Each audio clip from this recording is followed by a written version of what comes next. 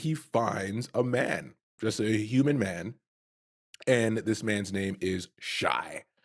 He's not shy though. And he kind of laughs off Edward's predicament, but he does tell him, hey, don't bathe in that pond. It's bad for your health. And that can mean a bunch of things. I immediately go towards cancer because it's magical. And that's just the way this shit works. Magic. Magic means radiation. Yeah.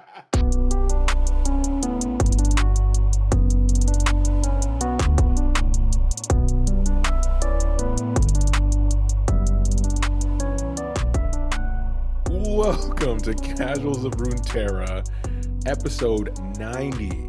I'm your host, Ryan, here with the other host, Hedge. Well, 10 more until we're in the triple digits. We've grown so big. I'm so proud of all of us. I'm so proud of all of us. Well, no, we hit like 100 episodes a while ago, but oh yeah, we have. As far as our numbered episodes. If this is your first episode, there's over 80 hours worth of content for you to catch up on. So not to intimidate anybody, but welcome to the Casuals of Runeterra podcast. And we are so happy you're here. And the first thing we're going to treat you to is what we treat everyone to. It's housekeeping. It's up top. You can listen to us everywhere podcasts can be had. You can send us an email at podcastcore@gmail.com. Visit us at podcastcore.com for all of our info, and then follow us on whatever platform you're using or all the platforms, because that would help us with discoverability. So we appreciate the effort if you do so. And then leave a like, a follow, comment, short review, all that stuff.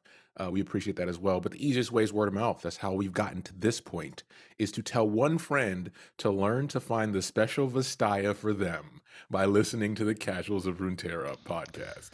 Oh man, poor Edward thought he had the special one.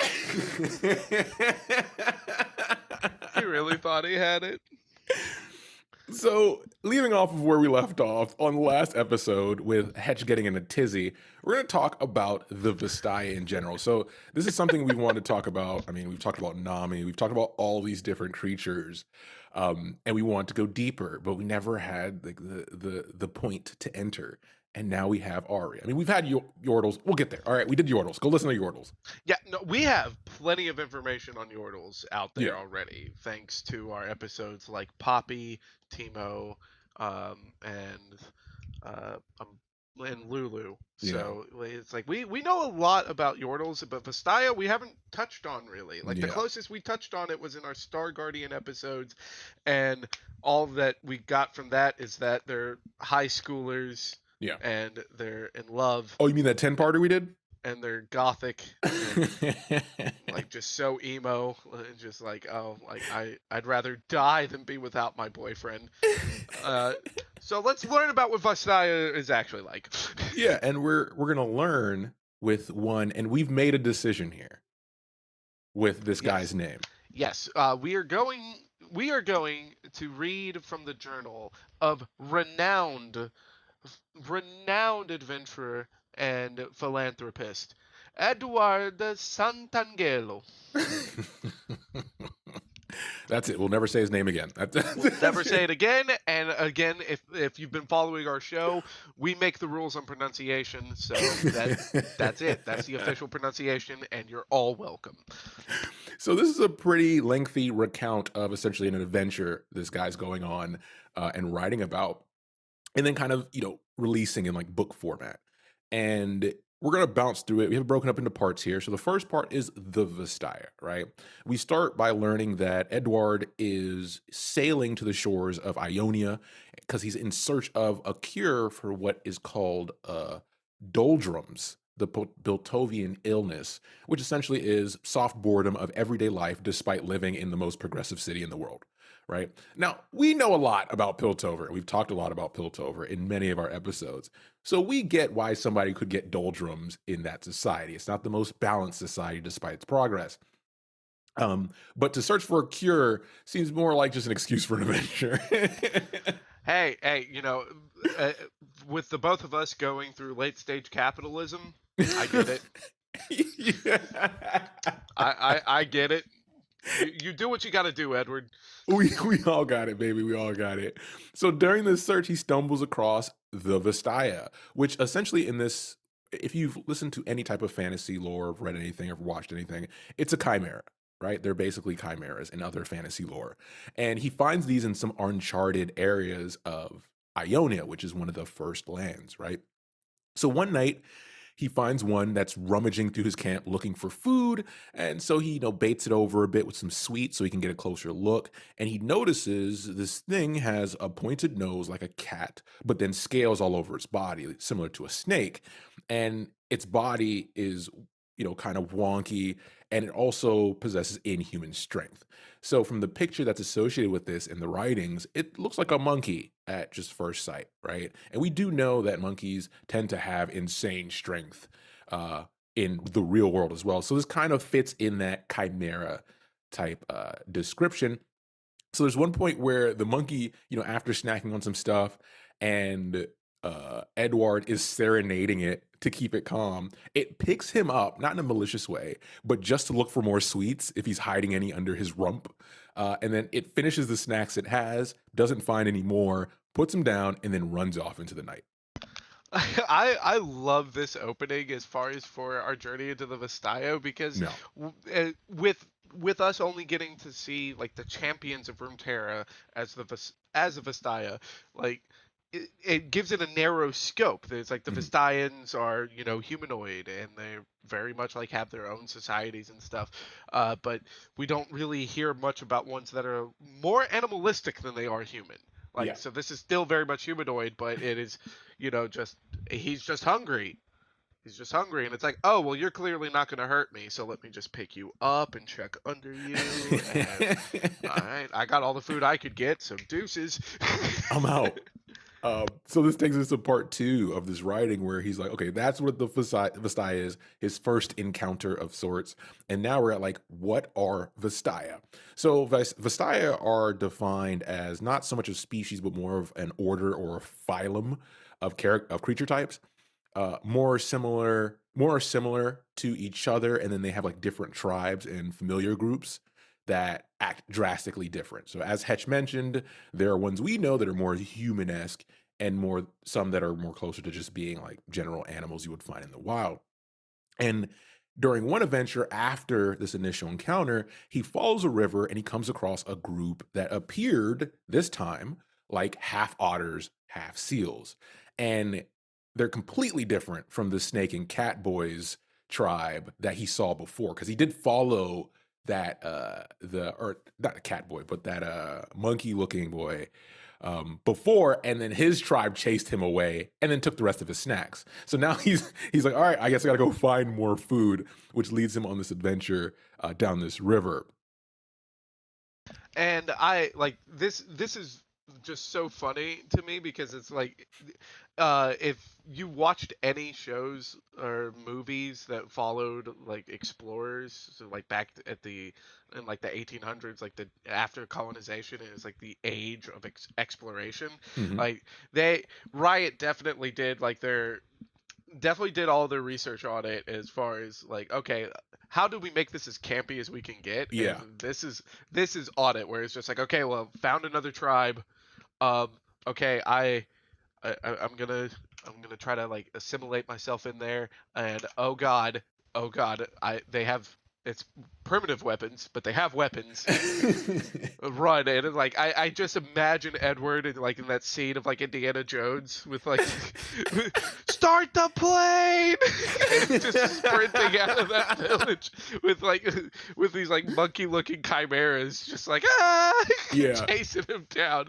Like this hits all of like my favorite notes of like those kinds of movies just in reading form, so they did a great job setting the scene for me. Exactly. And just to play more into that, so he meets this new group and he immediately goes into interaction mode. So he attempts to give them, some glasses, not glasses that you wear, just glass in general as a peace offering, but that's not accepted. So, and they've been totally quiet up to this point. So he does the next logical thing. He begins to do his I come in peace dance, Right, next logical thing. which Logical. is that like the nay nay or raising the root? Like, what is your I come in peace dance? Is it the Macarena? No, because he goes into great details about how important good knees are for this dance. So it's got to be more along the lines of like the Nene, right? Or maybe the Charles, like Maybe the I don't know, Charleston? like the Charleston. Just hey, hey, like who knows at this point? But As was I would kill to see this dance. as the youth say, he's getting sturdy. Oh, shut up. So as Eduard's getting sturdy with it, they like this. They actually like, okay, we're digging what he's doing, and they take him in back to like where they hang out, and they feed him what he describes as some slightly unraw, not quite fish, which is the greatest name.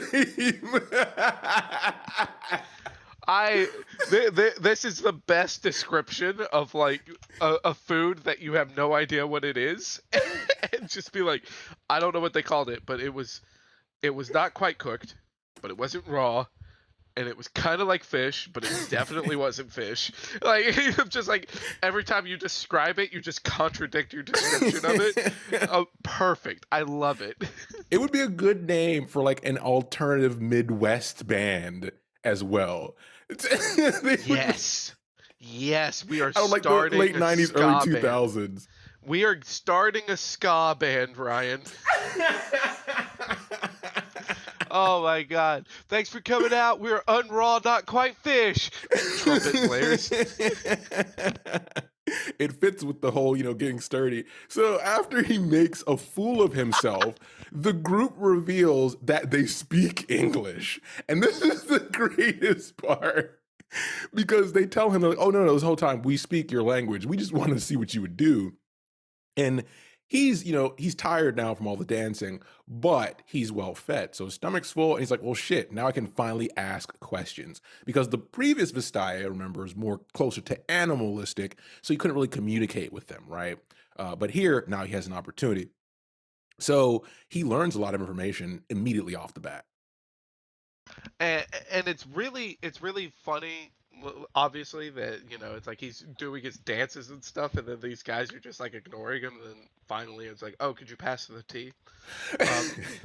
So like that's very funny, but it really does like set like the kind of the differences as far as like the approach to adventure, where it's like, okay, well, of course a Piltovian is going to think that they're the most advanced culture on the planet, Yeah. period. So it's like, oh, there's no way that you can speak my language. Yeah. Like, you live by a river, I live in the greatest city of all time. And while these guys are like, we've never seen someone like you before, so we're just gonna kind of wait it out and see if you're a threat. And then as soon as he starts twerking, and they're like, okay, he starts twerking instead of talking, and these guys are like, well, he's definitely not gonna hurt us. All right, let's get him a plate. He's invited to the cookout.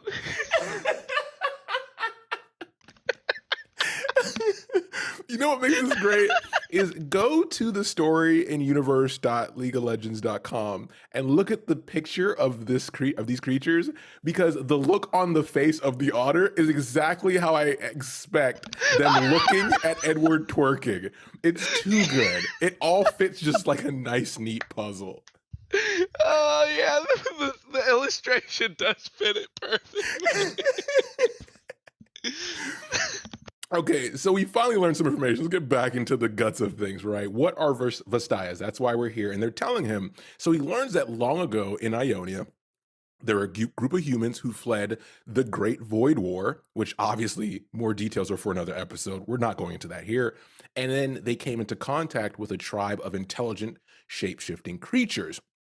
The two groups then produced the Vastaya, not as we know it, and how they produced them, we'll get into that later. But these offspring then migrated to different regions and adopted diverse forms over time, which we've talked about in the previous Ahri episode. So the funny part here is, Eduard, he's on a streak. He's like, dude, I'm getting all the information for free. This is great. They speak my language. But then he gets kicked out of the Otter folk group. Camp, and he gets kicked out because he asked a question regarding the origin of the offsprings, which we all were thinking. And the question was essentially, was it magical or physical? Canonical furries, right? quote unquote. Like it really is such an innocent question if you think about it just strictly off of gathering knowledge, right? Like Yeah, you meet these people, you have no idea how they got there. They start telling this tale of like a group of shapeshifters meeting humans that are running from this war that has just been in legend as far as yeah, you know. And so then it's like, oh well, that's the origin of your people. The shapeshifters are magical. So, well, did you know? Like that's like it's such like a natural question. So I don't blame him for asking it. I yeah, like, and so for me it's almost kind of surprising that they would like take such offense to it. yeah, And it kind of, so I like the way that they're like, that's the way that the story of these otter folk ends for Edward yeah, is by asking this question, because I would have asked the same question. And then like the fact that it ends this way kind of just makes more questions instead of answers. yeah. Like, why does that piss y'all off so much? and and now I can't ask. And also, y'all made me twerk. Y'all could at least just tell me if y'all bone. So this takes us to part 3, which is titled "More Thoughts on Vastaya," several of which may offend the more conservative readers. So, listen, Oh we offend yes. conservatives all the time on this show. We're not shy about it. But this is great. So it picks up where we leave off. We're following the previous event. So Edward is heading in a different direction, and it's been multi-months at this time, right? He's on his trek, and he stumbles across a unique fruits, unique vegetables. He's munching on those. Hopefully, he doesn't get poisoned. There's no mention of that happening, but it seems he's a bit reckless in his adventure. He's kind of in a childlike whimsy. But then he discovers something very important. He stinks. He stinks because he has yet to wash his butt in a very long time. So he finds a lake and he begins to take a bath, and that's when Edward encounters something which awakes something inside of him uh, that would answer our previous question. The description of what he sees is some of the best bit of writing that I have read in a long Just time. read it Like, straight. Read it straight. yeah, Edward like goes to this lake. He starts bathing, and direct quotes here: "It was there that I saw the most wondrous thing I had ever seen in my entire life, and will ever see should I live to be 1,000. Far more human than any Vastaya I had yet seen, this creature, bathing on the opposite shore, had the ears and tail (parenthesis tails) of a fox, but she was unclothed. And I Mhm. shall leave my descriptions vague, so as not to offend my younger or more sensitive readers, and otherwise very, very much like a female human. Very.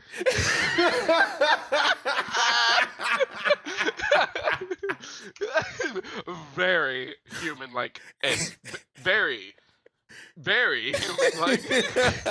I did laugh out loud reading I this laughed part. out loud too. Yeah, I was this is laughing. listen, Riot nails the writing on a lot of this stuff, and this nails the thematic thing that Hetch mentioned as far as it being campy. It's almost like a cartoon of sorts that you're following this guy on an adventure for an hour or whatever.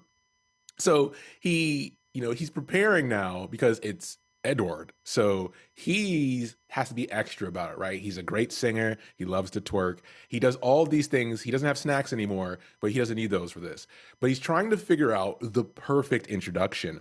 And then there's a sound behind him that gets his attention. So he turns away and he turns back and she's gone. And he is pissed. So, like any man in heat, go ahead, Hedge. Like, could you just imagine like this scene and like Ahri ends up seeing him, and then like the way that Ahri sees it is just like there's this naked dude on the opposite bank just twerking. Like, can you imagine how funny that would be? And I love this because again, like, you know, immediately. Like he's pissed now, Yeah. and the description that he has is leaving me with nothing but questions. The first bar is to, "Oh my love, my dream, my prospective bedfellow," bouncing around my head, and decidedly embarrassed look on my face. Like, like who? Edward, like these are the things that I need answers to now. I want that song. I want to know the twerk he did. I want these Is answers. is that song top 40? It's gotta be, right? It's gotta be Piltover top 40. So he then turns around, he's like, fuck it, goes into the bush to see what's making this noise that screwed him. And he finds a man, just a human man. And this man's name is Shy. He's not shy though. And he kind of laughs off Edward's predicament, but he does tell him, hey, don't bathe in that pond. It's bad for your health. And that can mean a bunch of things. I immediately go towards cancer because it's magical. And that's just the way this shit works. Magic. Magic means radiation. Yeah. but no, like, and Shy does outright say this, like, because like the direct quote here is that Shy chastised me for bathing in the pond, informing me that the pond and the fox woman who was sometimes known to bathe there would be hazardous to my health. So Shy knows about Ahri. Shy knows about Ahri, and Shy knows, yo, bro, no, She's don't go trouble, in there. dog. She trouble, dog. She toxic. And we talk. Listen, and if you haven't listened to our last episode, you don't understand, but we do. But Yeah. once again, he's in heat. It's too late. Yeah, because she was very, very female.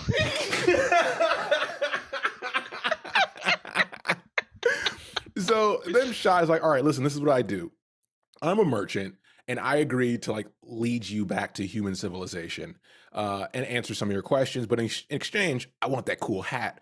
And one thing that's mentioned here, which is just an aside, is that he mentions the price tag for the hat. And by the way, we always say go read all the stuff we talk about, just because the content's well written. Even if you know all this information, you'll still get something from it. This is the first time I think in a lot of episodes where we've talked about an actual currency, which is he says it was 53 gears for that hat, and that obviously would be in Piltover. So that's cool to have now in our knowledge bank. Yeah, like I think the closest that we've ever gotten to like actually touching on any kind of currency is like our Annie story. Yeah. But like Noxus clearly has like it's a different form of currency, and which like any country going from country to country, the currencies won't be the same. But otherwise, most of the times that we actually talk about any kind of form of trading, it's all been trade and bartering. Yeah. Especially when we talk about like our Freljordian and Ionian regions. Yeah. We don't really talk about currency, and then obviously Bilgewater, but it's pirates, treasure, Yahar. Like like that there's no economy there. That's just survival of the fittest, man. Exactly. So this takes us to, he's like, all right, cool. I'm pissed, but I'll get over it. So as he's walking with Shy, he learns some more details. So he learns that Shy's family for generations have known about and interacted with Ahri. The Vastaya live for thousands of years, and then some live even longer than that, to the point where they're basically immortal. And then this was the moment where, Eduard learned the official name that we've been using, which is the Vastaya. Previously, he was calling them phantasmas. And he says later that he went back and kind of redacted that statement to be, culturally sensitive. Because for all of his faults and all the whimsy he has, he seems like a pretty straightforward dude who just loves adventure. He's basically Ezreal's grandfather or great grandfather or whatever time period this is, but they could definitely make that link and I would accept it. I would 100% accept that. Absolutely. I mean, it's perfect. And if they haven't made that link, they will now, and they will have stolen it from us. Yes, mark our words. Just give us our 10%, damn it. We're gonna work hard for this so it holds up in court. So after he learns the official name, after some time with Shy, he starts to notice he has this habit of like sniffing the air as they're walking as if he's some kind of animal. And every so often, that starts to piss him off. So he brings up this question to him where he's like, kind of thinking out loud. He's like, if the Vastaya were an amalgamation of humans and ancient shapeshifters, what would happen if that blood were to become extremely diluted over time through reproduction? And that's when Shy shapeshifts into a pig man and he discovers some truffles. I love this because it does kind of like it also finally answers the question that got him kicked out of the otter thing, which is because he's even asking of like, if the blood's diluted with human blood, what happens? And which is really cool because it's like the magic is clearly strong enough to like override like being like 1/8 or 1/64th Yeah. Vastayan, but like so that's fun. But then it's also funny that it's like, oh man, it's such a big reveal, right? Go read this story so you can see the illustrations because Edward is clearly a great artist and he captures the images of these people very well. There is no way that you look at Shy and be like, yeah, he's human. I don't know what Edward was looking at, and he clearly was looking because he got like a lot of these details right. That ain't human. That's Vastyan. Don't lie to me. That's it. Like, come on, Edward. Edward. I love his shock when he sees him shapeshift, and he's like, "Wait!" And I just imagine Shy popping a truffle in his mouth and looking back over, is like, what would happen? And just keeps walking. So he kind of goes inside himself. He's like, "Listen, it's a weird experience, but in a couple months' time since I've been here, I've been hitting discovery after discovery. I've met 3 completely different types of Vastaya, and the scholar side of him just loves that shit, right? He can't wait to go back and write about it, draw about it, etc. But then he considers himself unlucky because he went from meeting what he describes as a voluptuous foxwoman to a transforming big man." And with his luck, the next Vastyan he'll meet will be part cockroach. I don't even have to chime in there. Just let the story speak for itself. It's so funny. They need to make him a card. He needs to be like the adventurer of Riot that day because he's so well written. He's so likable, and these characters, like every fantasy, needs one of these guys. Yeah, I would love to see him as a card, and like that could be the card that could have like a really dumb effect, kind of like the catastrophe. Yeah. Of just like okay, it has some weird mini game, and the outcome of if you win that mini game isn't even that good, but I would play it. Like that would be so much fun to have a card like that because I mean I play catastrophe. Yeah, exactly, and it's Transforming Pigman would be the Midwest band we make after Slightly Unraw, Not Quite Fish breaks up. Because that's the natural trajectory of every Midwestern band. I hate how accurate that is. I'm so angry at the accuracy. So this takes us into part 4. So the conclusion, we're going to wrap this up. And it's called The Conclusion. It's called A Conclusion, wherein I leave room for the follow-up chronicles upon the inevitable public demand for this, is the rest of his notes here.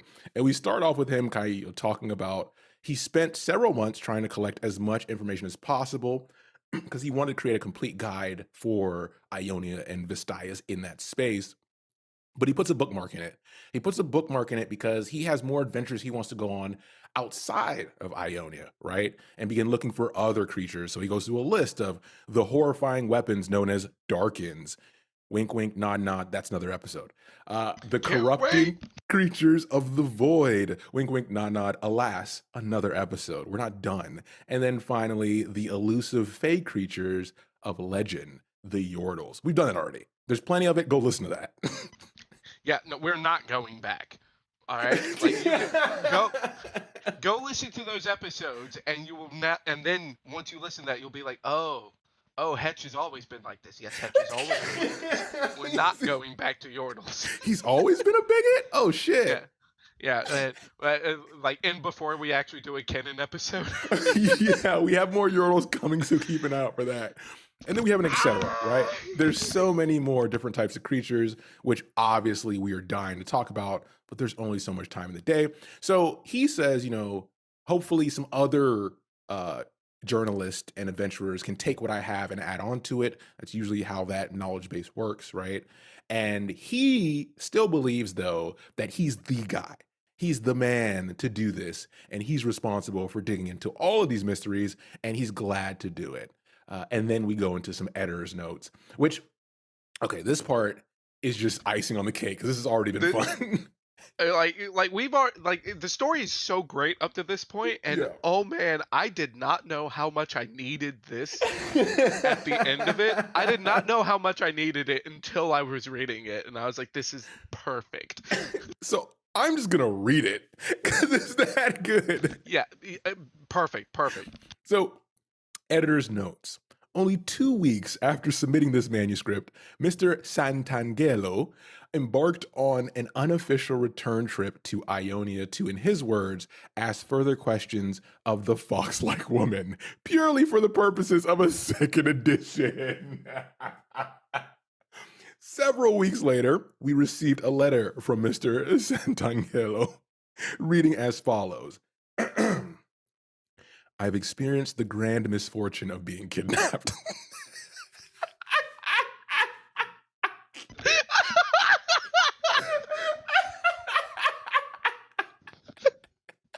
It's so good. Ryan, hang in there. We gotta read it. Okay, my captors, a surly lot who call themselves the Navori Brotherhood, suspect I am a Piltovian spy. Naturally, being a man of the world with varied intellect, athletic, and romantic skills, such as edited for brevity, I was insulted at the accusation. Still, I convinced them to hold me for ransom rather than execute me outright. Smart man. If you could then send some precious minerals or food or weapons in an amount befitting my abstract worth to you as a writer, it would be most appreciated. It is, of course, your choice as to how much to spend on my return, but I imagine you will have to bankrupt the publishing house and all of its investors at a minimum. Still, the price will obviously be well worth it. That's the end of the quote. So you already know what this is leading because Piltover is very capitalist. And we've mentioned before, we're in late stage capitalism, so we have a great idea of where this is going. So upon receiving this ransom note, we subsequently sent Mr. Santangelo the projected profits of his new book, a handful of pocket change, and a spoiled sweet cake. We have not heard back from him since.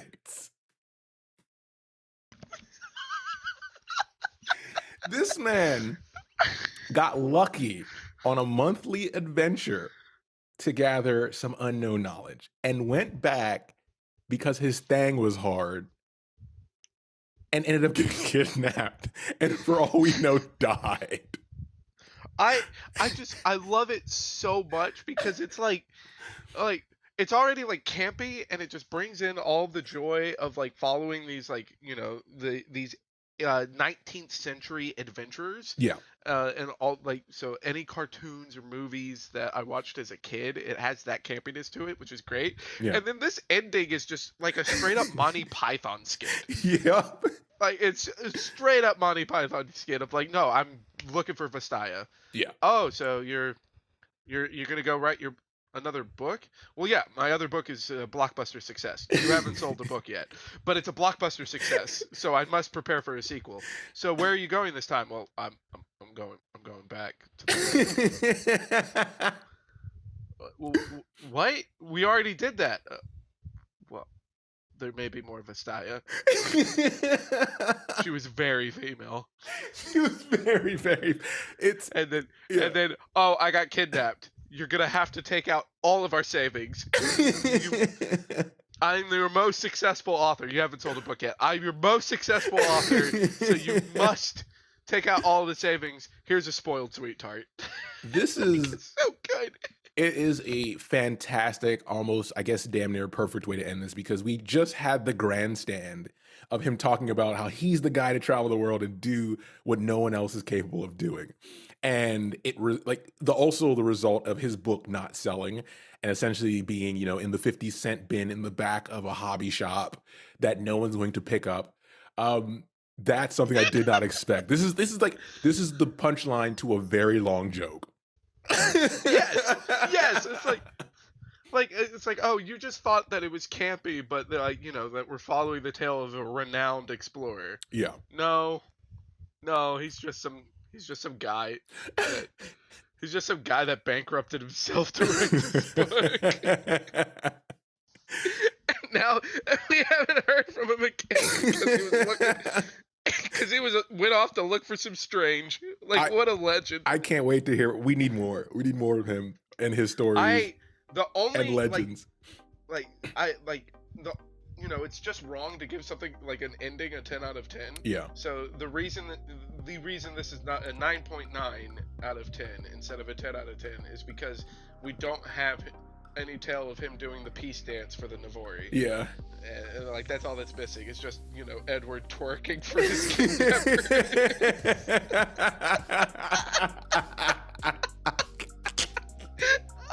And with that, we hope. Listen, this is one of the most fun episodes we've had to do. We hope you had a good laugh along with us because this story is ridiculous. And go read it yourself. It's still great fun. Read it to your kids. This should be a part of the educational system. Thanks for listening. We'll be back soon with the next episode. And take care, everybody. You sound great.